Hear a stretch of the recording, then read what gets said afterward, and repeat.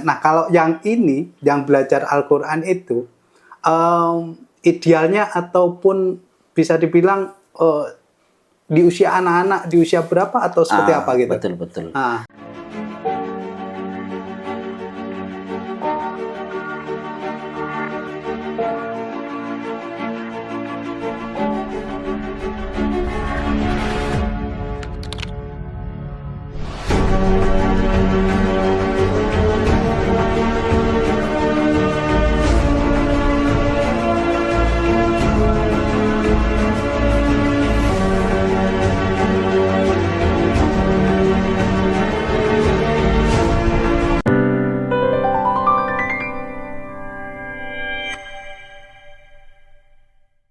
Assalamualaikum warahmatullahi wabarakatuh. Waalaikumsalam warahmatullahi wabarakatuh. Ramadan Ceria bersama Talita Group. Kali ini kita akan podcast dengan Bimas Kemenak Provinsi Bali. Ya, telah hadir bersama saya Bapak Haji Jauhar SHI. Assalamualaikum Pak Ustadz. Waalaikumsalam warahmatullahi wabarakatuh, Pak Ustadz. Alhamdulillah. Ramadan di tahun 2025 ini seperti apa perasaannya Pak Ustadz? Ya, alhamdulillah, Rabbil alamin, kita bersyukur kepada Allah. Allah telah memberikan kesehatan, umur panjang sehingga kita sampai lagi ke Ramadan kali ini ya. Ya, harapannya mudah-mudahan Ramadan kali ini itu lebih baik dari Ramadan yang lalu.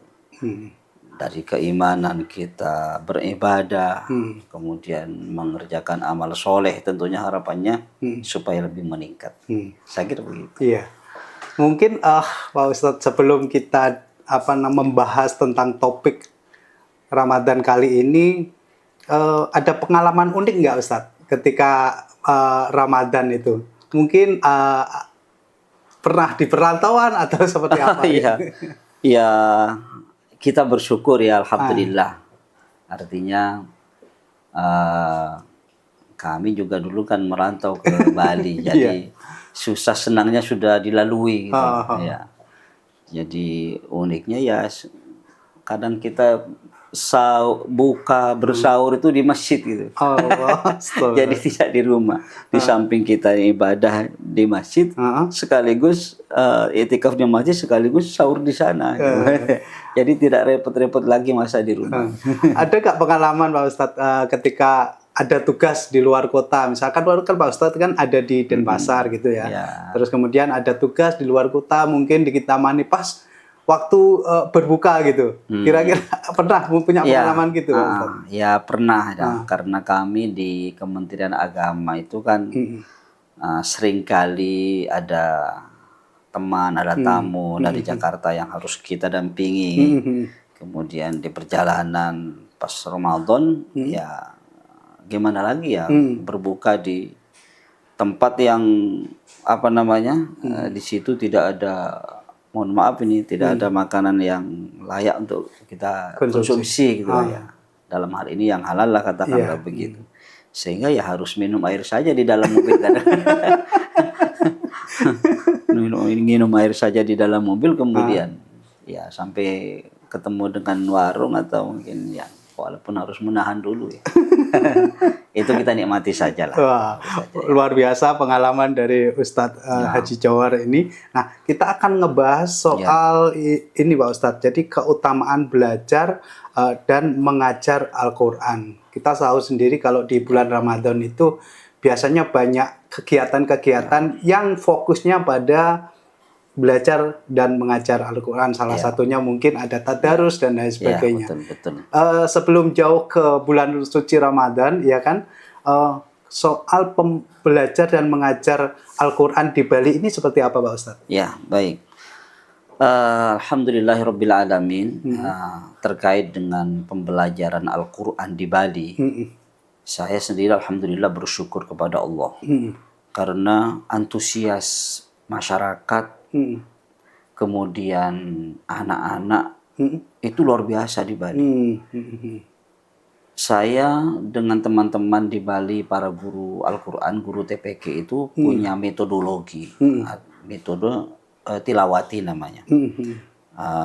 Jadi cara belajar Al-Quran yang baik dan benar dan menyenangkan. Gitu. Jadi metode itu saya dalami dengan teman-teman, kemudian saya praktekkan kepada anak-anak, remaja, bahkan orang dewasa itu ada yang ikut.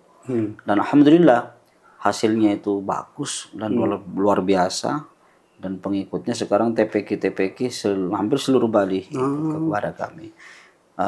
Dan masyarakat di Bali pada umumnya itu, walaupun di tengah-tengah kesibukan ya, masih banyak lah yang masih senang belajar Al-Quran. Luar biasa itu. Iya. Pak Ustadz, kalau boleh di-spill sedikit tentang metode tilawati itu, highlight-nya atau fokusnya itu ke apa? Ya. Dibandingin misalkan dengan metode yang lain. Sama saja sih. Namanya metodologi itu kan cara. Iya. Cara untuk belajar Al-Quran yang mudah, tapi tujuan aslinya adalah bagaimana orang yang belajar itu bisa membaca Al-Quran dengan baik dan benar sesuai dengan tajwidnya. Intinya itu. Metodologinya itu hanya cara saja. Cuman beberapa metode yang sempat saya pelajari, bagi saya pribadi itu tilawat itu cukup luar biasa. Nah, dia kan klasikal. Jadi umpamanya contoh ya, anak baru belajar. Ini saya tes dulu. Dites dulu dia mampunya di mana dia. Mampu jilid 1 apa jilid 2, jilid 3, ada jilidnya. Karena kalau anak ngaji langsung saya ajari Al-Quran, ya kan nggak bisa, susah. Step by step dia itu mampunya di mana dulu. Nah, kalau umpamanya jilid 1 atau jilid 2, baru saya beri di jilid 2 itu. Nah, setelah jilid 2 dikira mampu, baru kita naikkan ke jilid berikutnya dengan melalui free test, dites dulu. Setelah 1 jilid itu selesai, kemudian dievaluasi. Karena di jilid berikutnya itu lebih susah lagi. Kalau di jilid yang awal itu belum memahami, belum mampu, kemudian kita paksa naik ke jilid berikutnya, maka dia akan kesulitan. Gitu. Jadi sebenarnya ada step by step sebenarnya, dan itu ada panduannya berupa jilid dan jilid. Ada panduannya. Oke, Pak Ustadz, ini kan ada belajar dan mengajar. Artinya belajar itu kan ada ring waktu atau seperti apa kalau belajar Al-Quran itu? Kalau di dalam sebuah hadis itu kan, kalau belajar itu kan ketika kita lahir sampai ketika menuju yang landat kan. Nah, kalau yang ini, yang belajar Al-Quran itu, idealnya ataupun bisa dibilang di usia anak-anak, di usia berapa atau seperti apa gitu? Betul. Jadi memang kita kan diharuskan ya, diwajibkan lah. Khairukum man ta'allama al-Qur'ana wa 'allamahu. Sebaik-baik orang itu adalah orang yang belajar Al-Quran dan mengajarkan.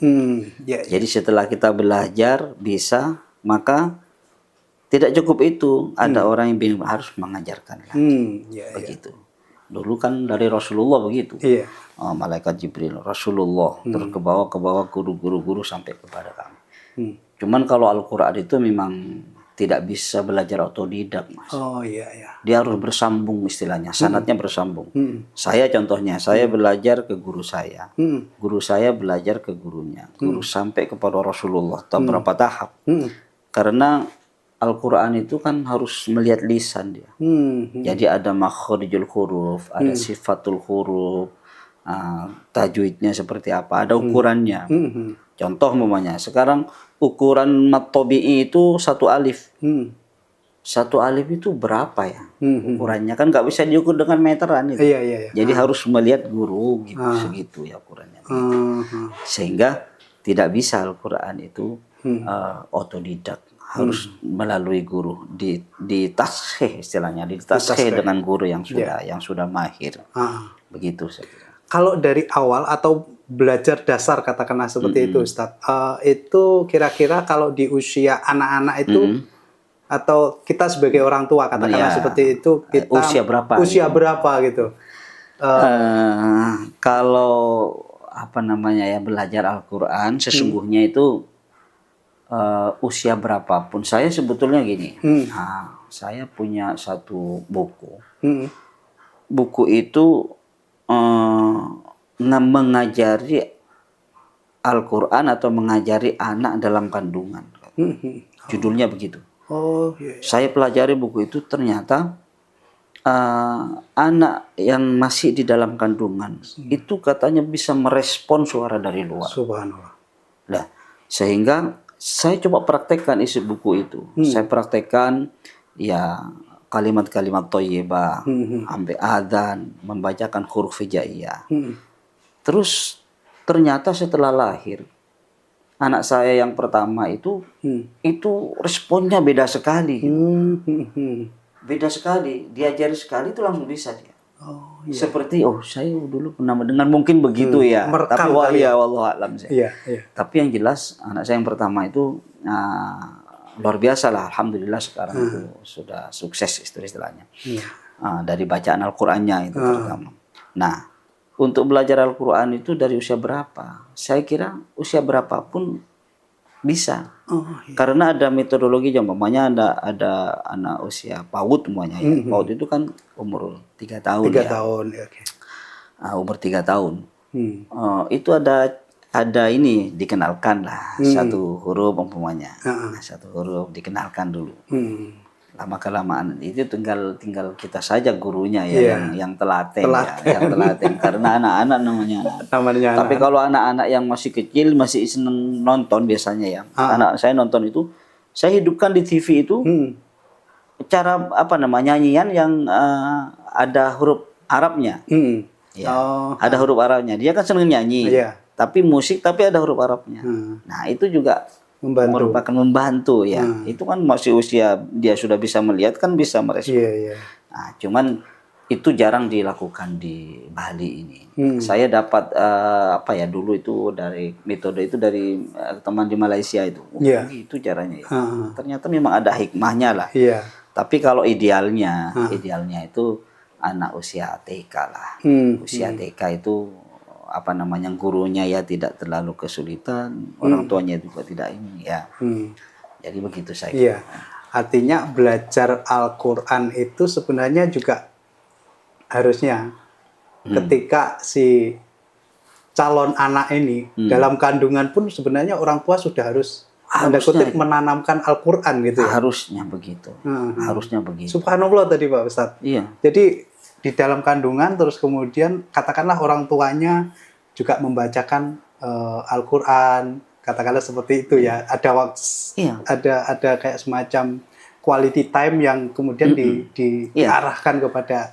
Ya, itu tadi saya menyampaikannya itu, saya menemukan buku ini karangan siapa lupa saya yang tapi isinya memang kalimat thayyibah, syahadat dan semacamnya. Ada jadwalnya. Jadi usia kandungan umur 2 bulan, 3 bulan, sampai lahir itu ada jadwalnya. Ketika 9 bulan itu harus diajari apa, berapa hari gitu ya. Subhanallah.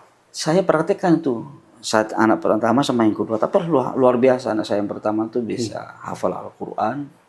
Dia sudah juara MTQ nasional 5 kali. 5 kali. Artinya kecerdasannya itu beda dengan anak yang tidak saya lakukan gitu ya. Nah, iya, itu luar biasa. Kalau di dalam teori-teori psikologi itu kan juga ada psikologi bioforistik gitu. Sebenarnya ada juga itu dalam teori psikologi. Nah, oke Pak Ustadz, tadi kan kita tentang belajar Al-Qur'an kepada anak-anak, idealnya itu kan di usia TK lah, bisa dikata seperti itu. Nah, kadang kan juga ada di masyarakat, kita memahami masyarakat kan kadang orang tua itu kan dulunya mungkin dengan kesibukan mencari nafkah dan lain sebagainya begitu kan, ada yang pengen belajar Al-Qur'an. Apa fenomena ini di Bali seperti apa? Belajar Al-Qur'an di usia senja gitu. Iya, ada. Jadi saya katakan tadi bahwa orang utlubul ilma minal mahdi ilal lahdi itu. Jadi orang belajar itu tidak ada waktunya. Usia berapapun kalau ingin belajar, ilmu tidak akan habis. Dan kenyataan memang di Bali ini saya menemukan banyak ya. Di usia senja. Bahkan saya kemarin itu di pengajian ibu-ibu muslimat, ibu-ibu pengajian masjid taklim lah.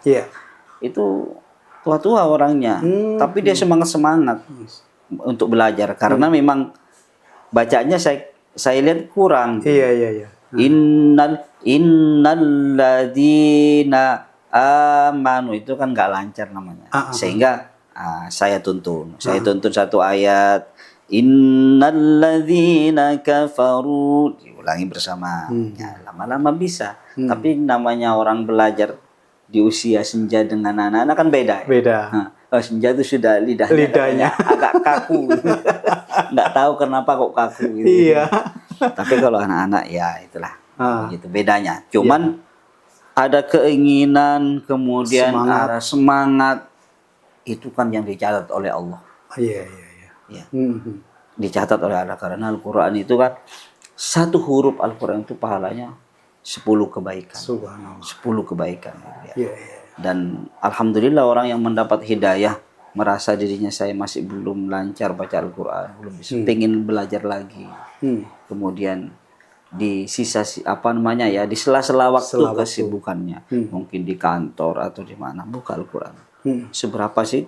Ya, satu huruf itu 10 kali, 10 kebaikan coba.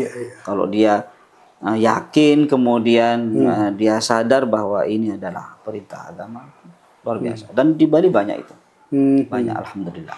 Nah, kemudian gini Ustaz, banyak yang mengatakan bahwa belajar Al-Quran itu katakanlah ya belajar cukuplah dengan apa yang menjadi kewajiban kita tanda kutip ya.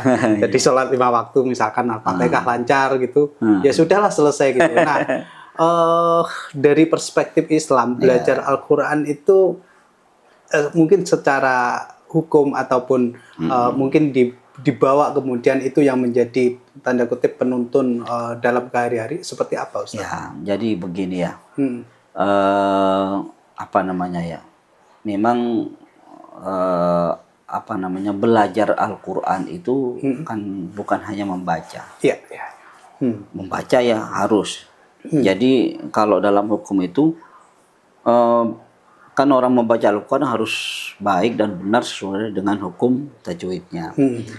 Jadi kalau belajar tajwid itu kalau hukumnya itu sunnah muakkad atau fardu kifayah. Tapi kalau membaca Al-Quran dengan menggunakan tajwid itu wajib. Bedanya ya. Belajar tajwid itu fardu kifayah. Kenapa? Karena umpamanya dalam satu kelompok tidak ada yang bisa baca tajwid, hanya satu saja, yang lain tidak dosa. Gugur. Kalau ada orang baca salah, ada yang menyalahkan. Tapi kalau baca Al-Quran itu harus wajib dengan tajwid. Karena baca Al-Quran kadang-kadang kita sendirian kan. Kalau salah siapa yang menyalahkan? Kan begitu. Jadi belajar tajwid itu akhirnya harus juga. Nah, kemudian Tadi Mas tanya hukumnya. Bagaimana belajar Al-Quran? Tadi kan banyak fadilahnya lah. Fadilahnya. Tadi banyak disebutkan kan tentang fadilah.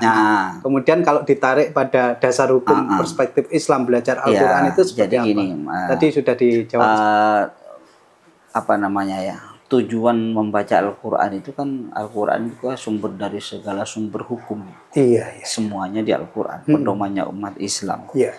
Karena itu pedoman umat Islam, maka tidak boleh tidak. Wajib kita belajar Al-Quran kan. Karena kalau sudah orang menyimpang dari Al-Quran ya sudah 14 Mas. Sudah jelas tidak karu-karuan lah kasarnya begitu.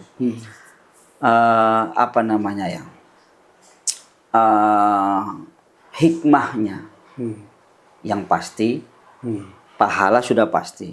Hikmahnya orang yang belajar membaca Al-Quran kan begini.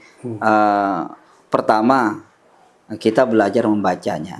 Kemudian setelah baik membacanya itu, maka dia harus belajar arti dan maknanya. Jangan percuma saja bacanya bagus tapi artinya nggak tahu. Kemudian yang paling penting adalah dia mempraktekkan isi dari Al-Quran itu dalam kehidupan sehari-hari. Jadi tahapannya membaca dengan baik, dengan benar, kemudian dia memahami arti maknanya itu. Apa maksudnya ini? Tentang zakat, tentang sholat. Kemudian mempraktekkan. Itu yang paling penting. Karena itu pedoman kan. Pedoman. Percumalah kita membaca baik tapi nggak dipraktekkan. Atau ada orang yang prakteknya seperti ini, tapi suruh baca nggak bisa. Nah, itu juga kurang. Ya. Jadi saya kira begitu. Nah, berarti kalau secara garis besar belajar Al-Quran itu sebagai seorang Muslim adalah sebagai keharusan sebenarnya, ya, Ustaz ya. kewajiban. Wajib. Itu. Wajib. Jadi orang Muslim wajib baca. Karena praktek ibadah kita itu semua dari Al-Quran. Sumber utama Islam Sumber dari segala sumber hukum itu Al-Quran. Al-Quran. Oke, tadi Pak Ustadz kita sudah membahas soal belajar. Nah, sekarang kita akan membahas soal mengajar. Nah, ini mengajar Al-Quran itu seperti apa? Mungkin kalau mengajar itu kan pasti ada syarat kan. Kalau dalam guru itu kan ada sertifikasi dan lain sebagainya. Ya. Nah, sekarang untuk mengajar Al-Quran itu bagaimana, Ustaz? Iya, baik. Nah, saya katakan tadi bahwa orang yang belajar Al-Quran itu harus sanadnya bersambung sampai kepada Rasulullah. Iya. Saya belajar kepada guru saya. Guru saya belajar kepada gurunya. Gurunya kepada gurunya, gurunya sampai malaikat. Sampai Rasulullah, malaikat Jibril kan begitu. Nah, sehingga kalau ingin kita mengajarkan Al-Quran, ya harus sudah ada taskhih lah istilahnya. Jadi saya sudah ditaskhih oleh guru saya dan mendapatkan sertifikasi melalui ujian dan evaluasi. Nah, ini sudah. Saya dulu ada dua guru yang saya ikuti dan mentaskhih kepada dia dan mendapatkan sertifikat. Jadi diuji dari Fatihah terus dan semacamnya. Nah, ini sudah dikatakan layak, sudah bagus bacaan Al-Qur'annya. Maka dia baru mengajarkan kepada yang lain. Jadi kalau umpama dia masih belum bagus bacaannya kemudian ngajar, memberi bimbingan kepada anak-anak atau siapa, kan salah. Gurunya salah, muridnya pasti salah. Kan apalagi begitu. muridnya. Apalagi muridnya lagi gitu. Tidak boleh kita salah keturunan istilahnya. Keturunan. Gurunya salah, siapa gurunya? Ini salah. Terus salah terus itu. Nah, itu. Itulah makanya Al-Qur'an itu tidak boleh otodidak di situ. Harus bil musafaha namanya, berhadap-hadapan dengan guru. Bagaimana guru itu mengucapkan shad, shin, fa, qaf. Itu nggak bisa. Kan lihat ini huruf apa kalau umpamanya belajar sendiri. Dibaca apa ini? Tapi ada tulisannya makhrajnya qaf di tengah-tengah tenggorokan. Umpamanya dia mau baca nggak bisa. Harus dicontohkan oleh guru yang sudah begitu bedanya. Cukup menarik Pak Ustadz bagaimana mengajar Al-Quran itu dan kita tahu di era digital ini kan banyak sumber yang kemudian. Nah, saya tadi sempat mencatat bahwa seorang guru itu harus ada sanadnya, terus kemudian belajar itu juga harus ada gurunya. Nah, saya pengen mengulik karena kan ini zaman digital kan, banyak juga yang tanda kutip istilahnya itu belajar Al-Quran pun bisa dari murotal saja seperti itu. Nah, itu bagaimana nanti, tapi sebelumnya para pemirsa, ini ada produk dari Talita Group yaitu madu yang cukup enak sekali, apalagi ini di bulan suci Ramadan Pak Ustadz. Ini ada madu honey dari Talita, ini 100% madu murni. Silahkan nanti bagi pemirsa yang pengen mencari madu ataupun mendapatkan madu bisa menghubungi Talita Group. Oke, alhamdulillah. Kita lanjutkan Ustadz. Nah, ini tadi gimana belajar dengan cara digital Ustadz? Apalagi tadi sempat menyebutkan Ustadz makhrajul huruf itu bagaimana peliknya mendapatkan yang pas itu. Baik. Memang di zaman sekarang kan kita tidak bisa dihindari zaman digital kita kalau menghindari kita ketinggalan juga boleh-boleh saja belajar dari digital itu kan. Sekarang kita saja bisa mengklasifikasi memilih Kemudian di situ kan ada gambar, kecuali hanya suara saja, ada gambarnya ya. Kalau gambar itu hampir mirip dengan orangnya. Makanya Pak Ustadz ngajari saya membaca suratul Fatihah. Bismillahirrahmanirrahim. Alhamdulillahi Rabbil Alamin. Kan kelihatan dia gambarnya ya. Itu boleh masih, boleh lah. Boleh lah. Tapi kalau hanya suara saja, ini yang mengkhawatirkan. Ya. Berarti seperti ada kayak semacam interaksi gitu, meskipun di platform digital ya. Jadi misalkan katakanlah Google Zoom, pakai Zoom atau Google meeting gitu. Itu masih bisa. Masih bisa. Atau WA group itu masih bisa. Bahkan sekarang itu dalam event MTQ nasional mamanya ya. Itu kan ada peserta, ada dewan hakim. Peserta dan dewan hakim ya. Peserta itu di atas panggung, dewan hakim biasanya di depannya kan. Tapi sekarang nggak di depannya dia. Dia di balik layar tapi pakai monitor dia. Jadi melihat peserta itu dari monitor dia. Melihat mulutnya, kemudian cara mengucapkan huruf, suaranya seperti apa. Itu kan hampir sama dengan ini juga sebetulnya ya. Hampir sama dengan itu juga. Gitu. Terima kasih Ustadz.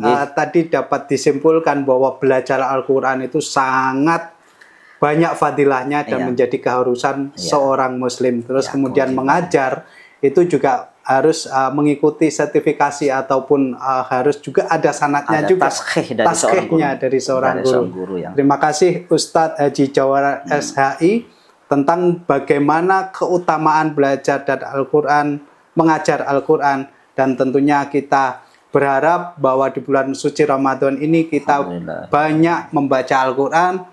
Dan sekali lagi terima kasih Pak Ustadz atas waktu dan tenaganya untuk datang ke Tali Kata Podcast.